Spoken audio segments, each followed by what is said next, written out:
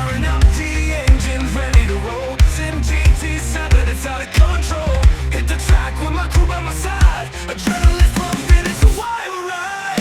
Revving it up, gonna run tonight. Sim G7, yeah, we're taking flight. Hello there everyone, welcome back to another beginner to intermediate video where we're going to look at braking and cornering while braking. So this is a very important video. So as you will see on this video, we started in P1, but forget about me starting in P1. The most important thing at this time is the fact that what race IQ is, how you can maximize, how you can plan during racing so that you can have some competitive, very fun racing. So as you will see, I've got Harvey behind me, and as well as in P4 Mattia. These are the guys you have to look out for, especially Harvey. What a legend, beautiful racing, beautiful racecraft. And the first thing I need you guys to understand, it doesn't mean when you brake as late as possible that you're going to be fast. So that's the first step. And if you guys stick around, you will see that there's a couple of tips in this video. So you will see he got the outside. I let him go because he had his car, he had a whole bumper in front of me, so I let him go. Being patient on every single race is the most important thing that you can do. Don't outbrake yourself, don't overshoot your braking, don't be too eager, be patient, be an apex predator, wait for the right moment, the right time to gain a position out of the guy in front of you. Don't let the guy in front of you cause somebody behind you to catch up because of you two battling.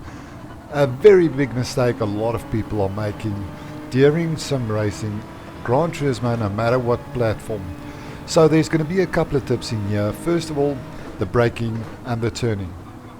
So while I'm talking, keep an eye out on my acceleration, my braking and my turning, and the fact that I'm using the whole track every time. As you guys will see, that's the second tip. And stay around in this video because I will tell you about the DD Pro settings I'm using. You're going to be mind boggled by that, but I will let you guys know what it is. So Harvey up front does have the position. I'm not trying to take his position. He's a very respectful driver. I learned that very quickly, but at this moment in time I'm analyzing him. This little indication here, as you guys will see, he put on his left indicator indicating to me he's staying left. So I went to the inside, giving him space, then went wide and just followed him onto the exit over the start finish line so that we can work together instead of holding each other up. There's 4 laps, ladies and gentlemen, 4 laps. Use it in your advantage. Be patient, don't cook your tires, because a lot of guys brake too late. The first 2 laps they are good until they cook their tires, until they cook their brakes, and then they mess it up, usually on lap 3 or 4. If you've ever messed it up on lap 3 or 4, you know why. Now you know why. Because you cooked your tires, you cooked your brakes. Now if you are patient and you brake a little bit earlier than you think to get your exit speed. So look at this corner, how much I gain on Harvey. So I'm going to brake a little bit before the marker that it should brake.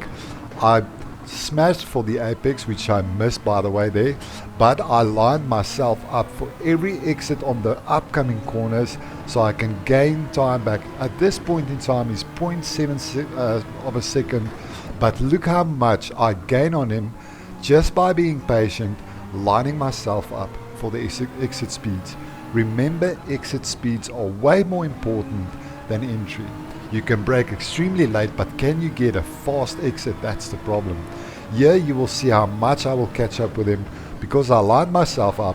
He did what I said you shouldn't do. He braked a little bit too late and he jeopardized his exit speeds on that corner.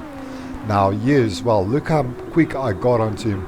I took more than half a second off of him in the last 3 corners. And that's the importance of not outbraking yourself. Brake early, it feels slower. Trust me, it feels slower.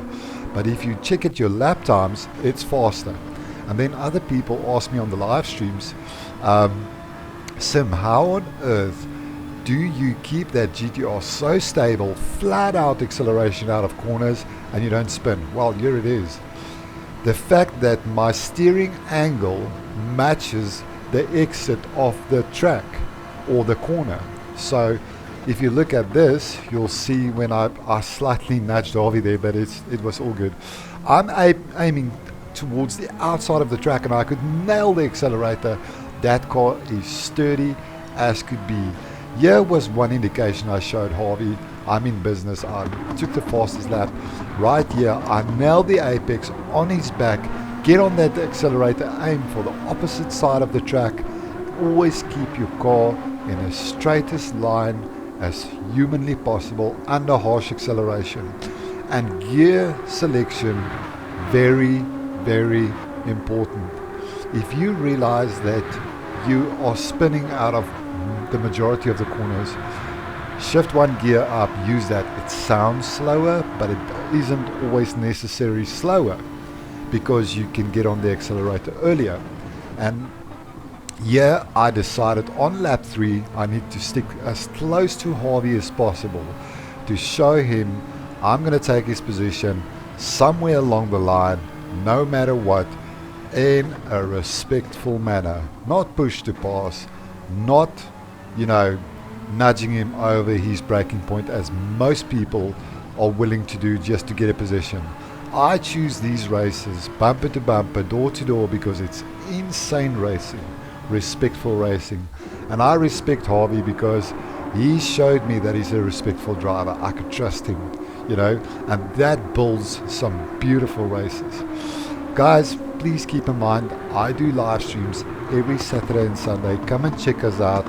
If this video has helped you in any form or way, please don't hesitate to give me a comment, and I will definitely get back to you. The other thing about the Fanatic DD Pro settings, here's the thing. Trust me on this one.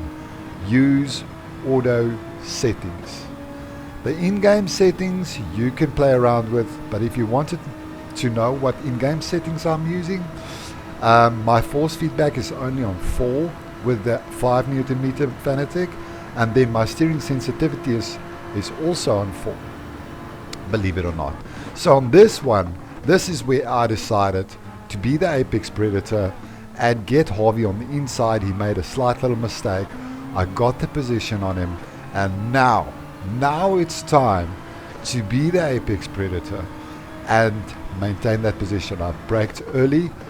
Very important to get this exit, which I aimed to the opposite side of the track to get a proper exit, which I did, and I'm starting to leave Harvey behind. But take in consideration, he's got the slip on me, so he might just go for it up this Eau Rouge. But I reduced my steering inputs to give him as little chance as humanly possible to get me before that hairpin on up front. So I went over to his side, give him all the space that he needs, and I braked a little bit later because I know I can get the apex here. He will never pass me on the outside. Line myself up for the upcoming corners, and I'm going to start to pull away from him. Very important. He was very eager to get his position back, but patience is the key. Right here, once again, look how smooth my inputs are. Look how smooth my exits. Don't look at the steering wheel I'm holding. That thing is erratic all over the place, but I can feel what's going on. So that's why that's happening. But if you look at the physical race, how the car handles or what the car does, it's because of that auto settings. So people, don't outbrake yourself. Rather aim for the exit speeds. More important, because Harvey is getting competition from Mattia behind him now. And I noticed that, and I'm going to use that in my advantage to take this P1 home and chuck it into my trophy corner, and I'm going to smile all day about it. It's a very competitive lobby on Spa. We had some beautiful racing on the live stream. This was off stream, and very, very fun racing. This is all the tips I can give you guys, and please don't forget, turn in earlier into corners that you think. Don't brake too late. Maximize your exits. If this video has helped you in any way or form, I really do want to know from you guys. I would appreciate that, and I will reply to every comment. And thank you all for your amazing support. Hope this has helped you. I'll catch you guys on the next one.